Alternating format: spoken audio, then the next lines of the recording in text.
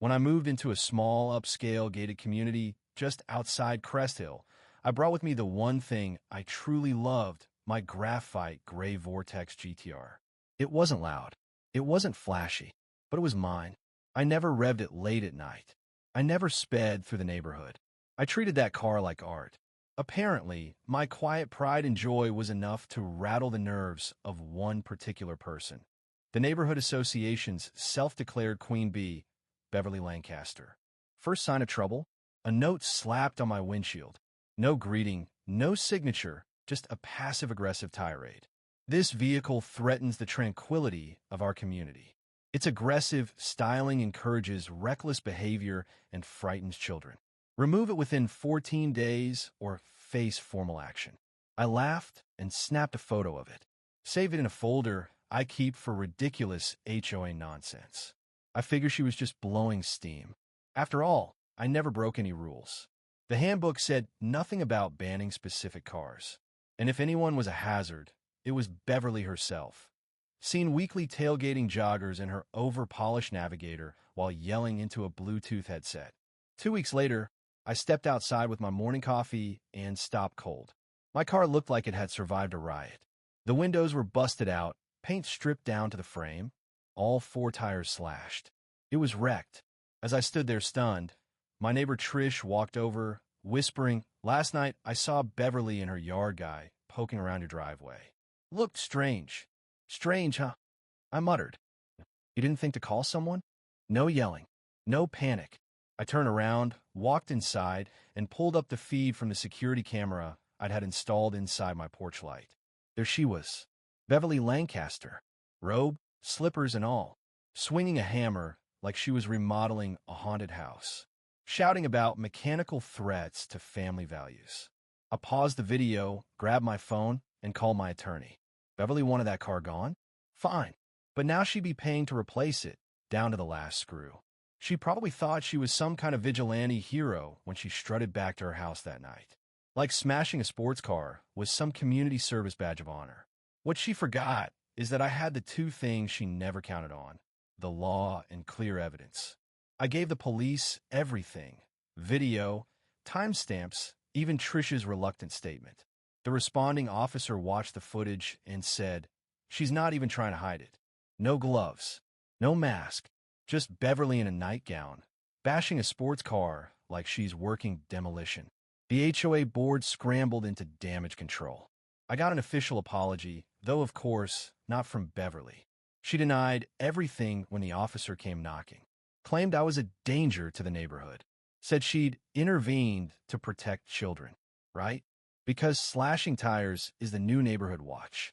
She even quoted fake rules from the HOA handbook. I double-checked, then triple-checked. Nothing in there about banning specific makes or models. Just to be petty, I emailed the board a fully annotated version, highlighting the parts she made up. When it got to the civil suit, I was ready. Property damage, trespassing, harassment, slander. I had emails she sent to the neighborhood list calling me a reckless maniac. Emotional distress? Easy case. Beverly showed up to court alone, clutching a stack of blurry photos of my legally parked car. No lawyer, no defense, just her usual smugness. The judge asked her straight out, "Did you damage the plaintiff's vehicle?" Her answer? "I did what the homeowners association should have done a long time ago." Silence. Heavy, courtroom silence. The kind that says you just lost your entire case in a single sentence. When my turn came, I laid it all out. Speed logs, sound records, GPS data. I even brought in testimonials from neighbors saying they'd never even heard the car. It was the most well-behaved vehicle in the zip code. The judge leaned back, looked at Beverly, and said, "You are fully responsible for the destruction of this vehicle. Replacement cost, upgrades, legal fees, and a fine for harassment." She didn't speak. She just blinked like someone had unplugged her brain. 2 weeks later, my new car arrived. Same model, same graphite finish, but with a little upgrade. Bright red calipers and thanks Bev stitched into the headrests. The cost? Just under $300,000, with every penny coming out of Beverly's account. Rumor had it she had to sell her SUV and refinance her house. Her husband resigned from the HOA. Her lawn guy cut ties. Her poodle developed bald spots. I took the new GDR for a spin around the block at a respectful 10 miles per hour while a Bluetooth speaker played some light comedy theme music. Beverly watched from her yard, garden hose dangling in hand, eyes glazed. She tried to rally at the next HOA meeting, claiming she acted for safety. Nobody bought it. Trish brought popcorn. The board voted her out unanimously. One guy even suggested banning her from board positions permanently. Me? I upgraded my security. Beverly hasn't come near my driveway since. Doesn't make eye contact either.